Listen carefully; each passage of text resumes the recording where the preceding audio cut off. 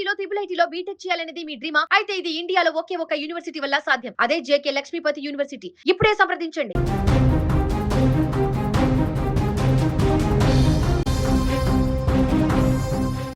కన్నపేగు కదిలితే అమ్మ మనసు తల్లడిల్లిపోతుంది. బిడ్డ ఆకలికి తన ప్రాణం పోసి ఆపదలో అండగా నిలిచే దేవత తల్లి. కానీ అదే అమ్మ స్థానంలో ఉండి కసాయిగా మారిన ఒక తల్లి చేసిన పాపం ఇప్పుడు అందరినీ కన్నీళ్లు పెట్టిస్తుంది. అక్రమ సంబంధం అనే మోజులో పడి కడుపున పుట్టిన బిడ్డల ప్రాణాలను తీయడానికి ఏమాత్రం వెనకాడలేదామె. ఆప్యాయతను పంచవలసిన చేతులతోనే చిన్నారుల గొంతును నైలాన్ తాడుతో నలిపివేసింది.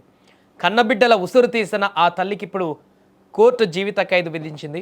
చిత్తూరు జిల్లా రామకుప్పం మండలం కవంపల్లి గ్రామంలో జరిగిన ఈ ఘోర ఘటనను తలుచుకుంటేనే ప్రతి ఒక్కరి గుండె తరుక్కుపోతుంది.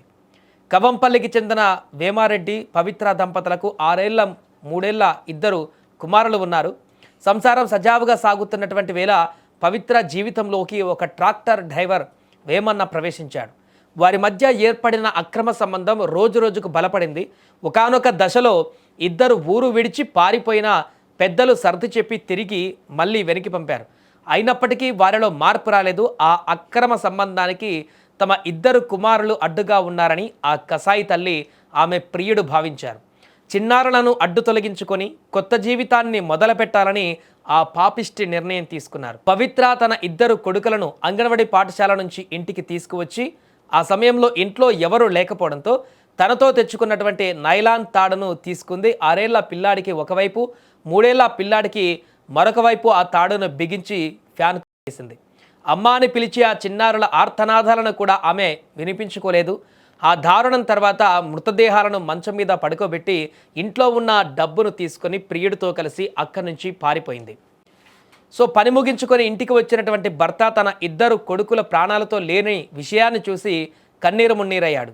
పోలీసులకు వెంటనే ఫిర్యాదు చేయడంతో అప్పటికి పోలీసులు కేసు నమోదు చేసి దర్యాప్తు ప్రారంభించారు. పోలీసులు ఘటనా స్థలాన్ని పరిశీలించి మృతదేహాలను అక్కడికి తరలించారు కూడా. అయితే హత్యకు ఉపయోగించినటువంటి తాడును సాక్ష్యంగా సేకరించారు. పవిత్రను పట్టుకొని కటకటాల్లోకి పంపారు. దాదాపు ఈ ఘటన జరిగి 9 ఏళ్ళు అవుతుంది. 9 ఏళ్ల తర్వాత సుదీర్ఘ న్యాయ పోరాటం తర్వాత చిత్తూరు జిల్లా 9వ అదనపు జడ్జి నిందితురాలికి జీవిత ఖైదుతో పాటు 1000 రూపాయల జరిమానా విధిస్తూ సంచలన తీర్పు ఇచ్చారు. కన్నతల్లి చేసిన ఈ దారుణం సమాజంలో ఉన్న ప్రతి తల్లి తలదించుకునేలా చేసింది.